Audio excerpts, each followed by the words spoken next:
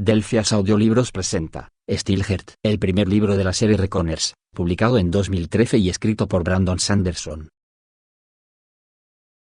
Cuarta parte. Capítulo 31. Abraham. Más sangre, dijo Tia, trabajando frenética. Abraham, con el brazo en cabestrillo manchado de rojo por su propia sangre, corrió al frigorífico. Megan yacía en la mesa de reuniones de acero, en la sala principal de nuestro escondite. En el suelo, donde yo los había arrojado, había montones de papeles y algunas de las herramientas de Abraham. Estaba sentado a un lado, sintiéndome impotente, exhausto y aterrado. El profesor nos había abierto paso hasta el escondite desde atrás. La entrada principal la había sellado Tia con algunas clavijas de metal y un tipo especial de granada incendiaria. Yo no entendía gran cosa de lo que estaba haciendo Tia mientras atendía a Megan, con vendajes e intentos de sutura. Al parecer, Megan tenía heridas internas que Tia encontraba aún más inquietantes que las enormes cantidades de sangre que había perdido. Podía ver el rostro de Megan vuelto hacia mí, con los ojos de ángel cerrados suavemente. Tia le había quitado casi toda la ropa, revelando la gravedad de sus heridas, unas heridas horribles. Resultaba extraño que su rostro estuviera tan sereno, pero creía entenderlo. Yo mismo estaba aturdido. Un paso tras otro, la había llevado de regreso al escondite. Esa experiencia era un borrón de dolor y miedo, de angustia y mareo. El profesor no se había ofrecido a ayudar ni una sola vez y había estado a punto de dejarme atrás en varias ocasiones. Toma, le dijo Abraham a Tia. Traía otra bolsa de sangre. Cuélgala, dijo Tia, distraída, sin dejar de trabajar en el costado de Megan. Al otro lado de donde yo estaba, veía sus guantes quirúrgicos manchados de sangre reflejando la luz. No había tenido tiempo para cambiarse y tenía la ropa que solía llevar, una chaqueta sobre una blusa y vaqueros, manchada de regueros rojos. Trabajaba con intensa concentración, pero su voz traicionaba el pánico. El móvil de Tia emitía un suave pitido. Tenía servicio médico, y lo había colocado sobre el pecho de Megan para detectar los latidos de su corazón. Lo cogía de vez en cuando para hacerle rápidas ecografías de abdomen. La parte de mi cerebro que todavía podía pensar estaba impresionada por la preparación de los Reckoners. Ni siquiera sabía que Tia tuviera formación médica, mucho menos que dispusiéramos de un banco de sangre y de equipo quirúrgico. No debería tener ese aspecto tan vulnerable, pensé, parpadeando para espantar las lágrimas que no sabía que se me estaban formando. Así desnuda sobre la mesa. Megan es más fuerte. ¿No deberían cubrirla un poco con una sábana o algo mientras trabajan? Sin apenas ser consciente de ello, me levanté a coger algo para taparla, por una cuestión de pudor, pero luego me di cuenta de la inutilidad de mi acción. Cada segundo era crucial y no podía entrometerme y distraer a Tia. Me senté. Estaba cubierto de sangre de Megan. Ya no la olía porque el olfato se me había acostumbrado. Tiene que ponerse bien, pensé, aturdido. La he salvado. La he traído aquí. Tiene que ponerse bien ahora mismo. Es así como funciona. Esto no debería estar sucediendo, dijo Abraham en voz baja. El reparador no funciona con todo el mundo, repuso Tia. No sé por qué. Ojalá lo supiera. Maldita sea. Nunca ha funcionado bien con Megan. Igual que siempre ha tenido problemas con los tensores. Deja de hablar de sus flaquezas, le grité mentalmente. Los latidos del corazón de Megan se iban haciendo cada vez más débiles. Los oía, amplificados por el teléfono de Tia. Vip, vip, vip. Sin poder contenerme, me puse en pie. Me volví hacia la habitación de pensar del profesor. Cody no había vuelto al escondite. Seguía vigilando al épico capturado en un lugar aparte, tal como le habían ordenado. Pero el profesor estaba en la habitación contigua. Se había metido en ella nada más llegar, sin mirarnos siquiera a Megan ni a mí. David, exclamó Tia bruscamente. ¿Qué haces? Yo.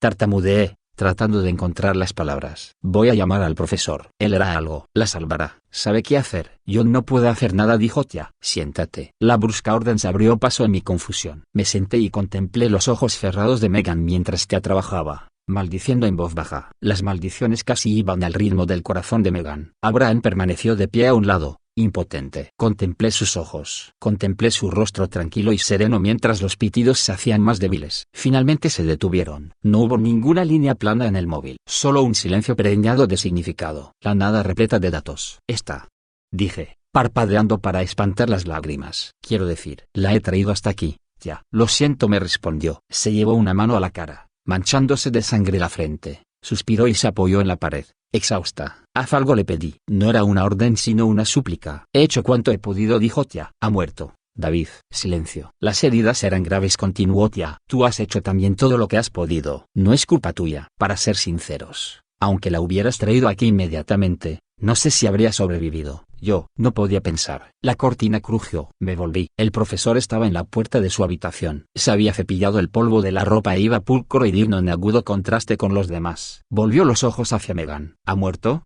preguntó. Su voz se había suavizado un poco, aunque seguía sin sonar como de costumbre. Te asintió. Recoged todo lo que podáis, dijo el profesor, echándose una mochila al hombro. Vamos a abandonar esta posición. Corremos peligro. Tia y Abraham asintieron, como si hubieran estado esperando esa orden. Abraham se detuvo para colocar una mano sobre el hombro de Megan e inclinar la cabeza. Luego se tocó el colgante del cuello y corrió a recoger sus herramientas. Cogí una manta del petate de Megan, no tenía sábanas, y me acerqué para cubrirla. El profesor me miró y pareció a punto de poner pegas a tan frívola acción, aunque se mordió la lengua. Coloqué la manta sobre los hombros de Megan, pero dejé su cabeza al descubierto. No sé por qué la gente cubre la cabeza de los muertos. La cara es lo único que queda que sigue bien. La acaricié con los dedos. La piel estaba aún cálida. Esto no está sucediendo, pensé aturdido. Los Reconer no fallan así. Por desgracia, los hechos, mis propios hechos, inundaban mi mente. Los Reconers sí que fallaban. Sus miembros sí que morían. Lo había investigado, lo había estudiado. Sucedía, pero no debería haberle sucedido a Megan. Tengo que encargarme de que se ocupen de su cadáver, pensé, inclinándome para cogerla en brazos. Deja el cadáver, me ordenó el profesor. No le hice caso. Entonces sentí que me agarraba por el hombro. Miré con ojos llorosos y vi su expresión de dureza. Los ojos, muy abiertos y llenos de furia, se suavizaron mientras lo miraba. Lo hecho está, dijo el profesor. Quemaremos este agujero y será un entierro adecuado para ella. Además, intentar llevarnos el cuerpo nos retrasaría, tal vez haría que nos matasen. Es probable que los soldados sigan vigilando la entrada. No podemos saber cuánto tardarán en descubrir el nuevo agujero que he abierto ahí atrás. Vaciló. Está muerta, hijo. Tendría que haber corrido más rápido, susurré, oponiéndome frontalmente a lo que había dicho Tia. Tendría que haber podido salvarla. ¿Estás furioso?, me preguntó el profesor. Yo abandoné la culpa, abandoné la negación. Stilgert es quien le ha hecho esto a Megan. Es nuestro objetivo. Ese tiene que ser tu objetivo. No tenemos tiempo para la pena, solo tenemos tiempo para la venganza. Asentí. Muchos habrían considerado esas palabras una equivocación, pero a mí me sirvieron. El profesor tenía razón. Si me dejaba vencer por el desánimo y el dolor, moriría. Necesitaba algo para sustituir esas emociones, algo fuerte. Furia contra Stilgert. Eso valdría. Me había quitado a mi padre y ahora me había quitado a Megan. Tenía la deprimente sensación de que, mientras viviera, seguiría quitándome todo lo que yo amara. Odiar a Stilgert. Usar ese odio para continuar. Sí, podía hacer eso. Asentí. Recoge tus notas, dijo el profesor, y luego guarda el creador de imágenes. Nos marchamos dentro de 10 minutos y destruiremos todo lo que dejemos aquí. Me volví para contemplar el nuevo túnel que el profesor había abierto para entrar en el escondite. Una viva luz roja brillaba al fondo. Una pira funeraria para Megan. La carga que Abraham había colocado era lo bastante potente para derretir el acero. Se notaba el calor desde la distancia a la que estábamos. Si los agentes de control conseguían entrar en el escondite, lo único que encontrarían serían restos y polvo. Nos habíamos llevado todo lo posible, y te había dejado un poco más en un hueco oculto que había hecho abrir a Abraham en un pasillo cercano. Por segunda vez en un mes, veía arder un hogar que había conocido. Este se llevaba algo muy apreciado consigo. Quise decir adiós, susurrarlo o al menos pensarlo. No pude articular la palabra. Supongo que no estaba preparado. Me volví y seguí a los demás hasta perderme en la oscuridad. Una hora más tarde seguía caminando por el oscuro pasillo, con la cabeza agacha y la mochila a la espalda. Estaba tan cansado que apenas podía pensar. Sin embargo, cosa extraña, por fuerte que hubiera sido mi odio durante un breve espacio de tiempo, ya solo era tibio. Sustituir a Megan por odio parecía mal negocio. Había movimiento delante y Tia se detuvo. Se había cambiado rápidamente la ropa manchada de sangre. También me había obligado a hacer lo mismo antes de abandonar el escondite. Me había lavado las manos también, aunque seguía teniendo sangre reseca bajo las uñas. Me dijo Tia. Tienes aspecto de estar bastante cansado. Me encogí de hombros. ¿Quieres hablar? De ella no. Ahora mismo. No. Muy bien. De otra cosa. Entonces, algo que te distraiga, daba a entender su tono. Bueno, tal vez, pero la única otra cosa de la que yo quería hablar era casi igualmente inquietante. ¿Por qué está el profesor tan cabreado conmigo?, pregunté en voz baja. Parecía indignado por haber tenido que venir a rescatarme. Eso me enfermaba. Cuando me había hablado por el móvil me había dado ánimos, decidido a ayudarme. Después parecía otra persona y así seguía mientras caminaba solo delante del grupo. Ya siguió mi mirada. El profesor tiene algunos malos recuerdos asociados a los tensores. David detesta utilizarlos. Pero no está cabreado contigo, dijo Tia, y no está molesto por haber tenido que rescatarte. No importa lo que pueda parecer. Está cabreado consigo mismo. Únicamente necesita un poco de tiempo a solas. Pero es buenísimo con los tensores. Ya lo sé, respondió ella en voz baja. Lo he visto. Hay problemas que no puedes comprender, David. A veces hacer cosas que solíamos hacer nos recuerda lo que fuimos, y no siempre para bien. Eso no tenía mucho sentido para mí. Pero, claro, Mi mente no estaba exactamente más despejada que nunca. Llegamos por fin al nuevo refugio, mucho más pequeño que el escondite. Consistía únicamente en 2 habitaciones pequeñas. Cody nos recibió hablando en voz baja. Obviamente, le habían informado de lo sucedido. Nos ayudó a llevar el equipo a la sala principal del nuevo escondite. Conflux, el jefe de control, estaba ahí cautivo, en alguna parte. ¿De verdad creíamos que podríamos retenerlo? ¿Formaba todo eso parte de otra trampa? Supuse que el profesor y Tea sabían lo que estaban haciendo. Mientras trabajaba, Abraham flexionó el brazo en el que había recibido el tiro. Los pequeños diodos del reparador destellaban en sus bíceps y el agujero de la bala ya estaba cubierto por una costra. Una noche durmiendo con los diodos y podría usar el brazo sin problema por la mañana. Unos cuantos días y la herida solo sería una cicatriz. Sin embargo, pensé, entregándole la mochila a Cody y arrastrándome por el túnel para llegar a la sala superior. A Megan no le ha servido. Nada de lo que hemos hecho le ha servido. Había perdido a un montón de conocidos en los últimos 10 años. La vida en Chicago no era fácil, sobre todo para los huérfanos. Pero ninguna pérdida me había afectado tan profundamente desde la muerte de mi padre. Supongo que eso era algo positivo. Estaba empezando a preocuparme de nuevo por los demás. A pesar de todo, era una putada en ese momento. Cuando salí del túnel de entrada y llegué al nuevo escondite, el profesor estaba diciendo que nos fuéramos todos a dormir. Quería que descansáramos antes de tratar con el épico cautivo. Mientras preparaba mi saco de dormir, oí que les decía Cody algo acerca de inyectarle al épico cautivo un sedante para que permaneciera inconsciente. ¿David?, preguntó Tea. Estás herido. Debería conectarte el reparador y viviré, dije. Podían curarme al día siguiente. No me importaba en este momento. Me tendí en el saco y me volví de cara a la pared. Luego dejé por fin que las lágrimas salieran a raudales. Cuarta parte. Capítulo 32. Unas 16 horas más tarde yo estaba sentado en el suelo del nuevo escondite, comiendo un cuenco de cereales con pasas, con los diodos del reparador conectados a la pierna y el costado. Habíamos tenido que dejar casi toda nuestra comida buena y nos nutríamos de la que había almacenada en la nueva guarida. Los otros recones me dejaban tranquilo. Me pareció extraño, ya que todos conocían a Megan desde hacía más tiempo que yo. No es que ella y yo hubiéramos compartido nada especial, aunque parecía estar más simpática conmigo. De hecho, ahora que lo pensaba, mi reacción a su muerte parecía algo tonta. No era más que un chico enamoriscado, pero dolía mucho. Profesor, dijo Cody, sentado delante de un portátil. Tendrías que ver esto, colega. ¿Colega?, preguntó el profesor. Tengo parte de australiano. El abuelo de mi padre tenía un cuarto de Aussie. Llevaba tiempo intentando probar cómo suena. Eres un hombrecito extraño, Cody, dijo el profesor. Había vuelto casi a la normalidad.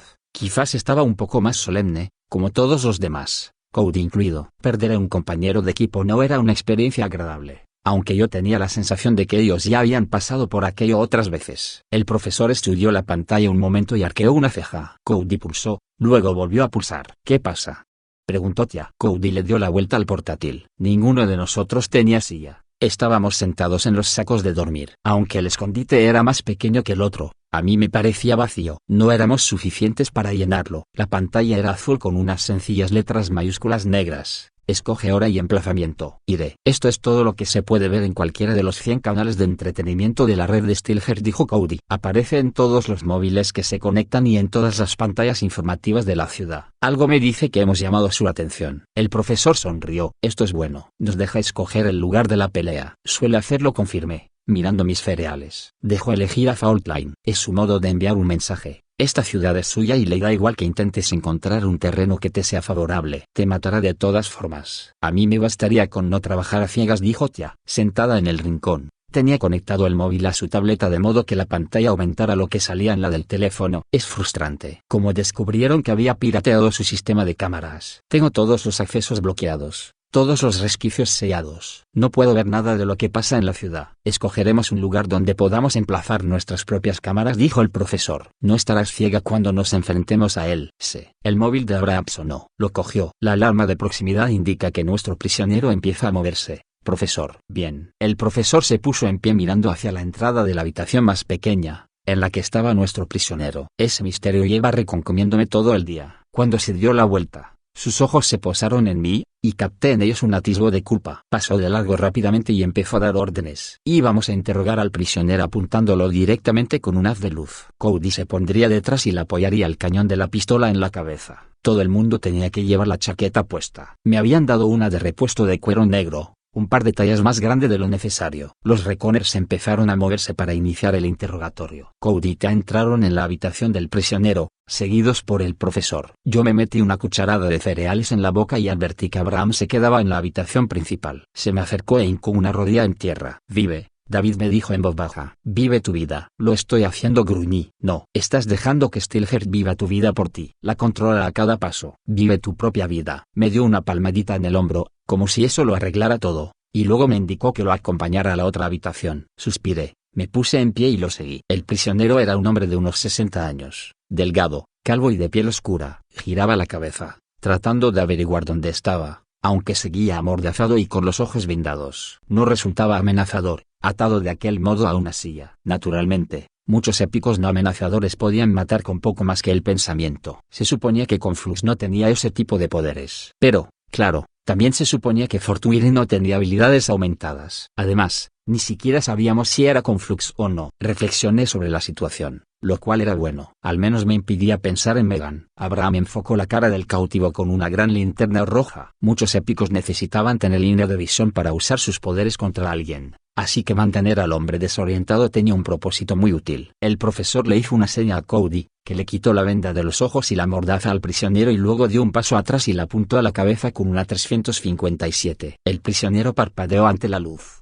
Después miró a su alrededor y se revolvió en la silla. ¿Quién eres?, preguntó el profesor, de pie junto a la luz, allí donde el prisionero no distinguía sus rasgos. Edmundsen se respondió. Hizo una pausa. ¿Y tú? Eso no te importa. Bueno, puesto que me tiene prisionero, me parece que me importa bastante. Edmund tenía una voz agradable, con un leve acento indio. Parecía nervioso. Sus ojos no dejaban de moverse. ¿Eres un épico?, dijo el profesor. Sí, respondió Edmund. Me llaman Conflux. El jefe, la cabeza de las tropas de control de Steelheart, dijo el profesor. Los demás permanecimos en silencio, como nos habían dicho que hiciéramos, para no darle al hombre ninguna pista de cuántos éramos en la habitación. Edmund se echó a reír. ¿Cabeza? Sí, supongo que podríamos decirlo así. Se echó hacia atrás, cerrando los ojos. Aunque sería más adecuado decir que soy su corazón, o tal vez solo su pila. ¿Por qué estabas en el maletero de ese coche?, preguntó el profesor. Porque me estaban trasladando. ¿Y sospechabas que podían atacar la limusina? ¿Por eso te escondiste en el maletero? Joven, dijo Edmund, de buen humor. Si hubiera querido esconderme, me habría hecho maniatar, amordazar y vendar los ojos. El profesor guardó silencio. ¿Deseas pruebas de que soy quien digo ser?, prosiguió Edmund con un suspiro. Bueno, preferiría no obligarte a que me lo saques a golpes. ¿Tienes un aparato mecánico que se haya quedado sin energía? Que no tenga nada de batería. El profesor miró a Tia,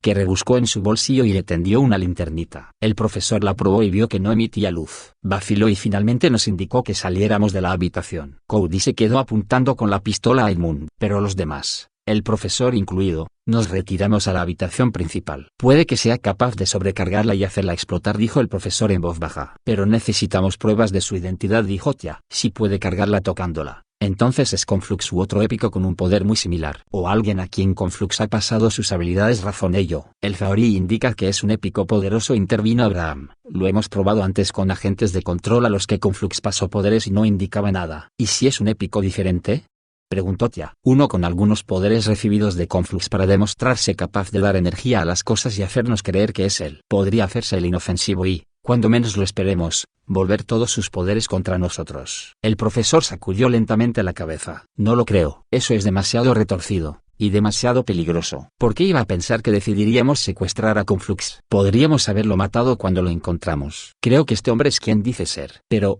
entonces, ¿por qué estaba en el maletero?, preguntó Abraham. Probablemente nos lo dirá si se lo preguntamos, dije. Hasta ahora no ha puesto demasiadas pegas. Eso es lo que me preocupa, comentó Tia. Es demasiado fácil. ¿Fácil?, pregunté. Megan murió para que pudiéramos capturar a este tipo. Quiero oír lo que tenga que decir. El profesor me miró, dando golpecitos con la linterna contra su palma. Asintió, y Abraham cogió una larga vara de madera y la que ató la linterna. Regresamos a la habitación. El profesor usó la vara para tocar con la linterna la mejilla de Edmund. Inmediatamente la bombilla se encendió. Edmund bostezó y trató de acomodarse. El profesor apartó de él la linterna. Continuaba encendida. He recargado la batería, dijo Edmund. ¿Será suficiente para persuadirte de que me des algo de beber? Hace 2 años, dije, dando un paso adelante a pesar de las órdenes del profesor. En julio, estuviste implicado en un proyecto a gran escala por cuenta de Steelheart. ¿Cuál fue? No tengo muy buena memoria, respondió el hombre. No debería costarte recordarlo. La gente de la ciudad no lo sabe, Pero algo extraño le sucedió a Conflux. ¿En verano? Veamos. ¿Eso fue cuando me sacaron de la ciudad? Edmund sonrió. Sí, recuerdo la luz del sol. Por algún motivo, él necesitaba que diera energía a algunos tanques de combate. Había sido una ofensiva contra Dialas, un épico de Detroit que había puesto furioso a Steelheart cortando parte de su suministro de alimentos. La participación de Conflux se había llevado muy en secreto. Pocos sabían de ella. El profesor me miraba. Un montón de detalles de mis notas sobre Conflux empezaban a tener sentido. ¿Por qué no se lo veía nunca? ¿Por qué lo transportaban de esa forma? ¿Por qué el velo? El misterio. No era únicamente por la fragilidad de Conflux. ¿Estás prisionero? Dije. Pues claro que lo está, afirmó el profesor.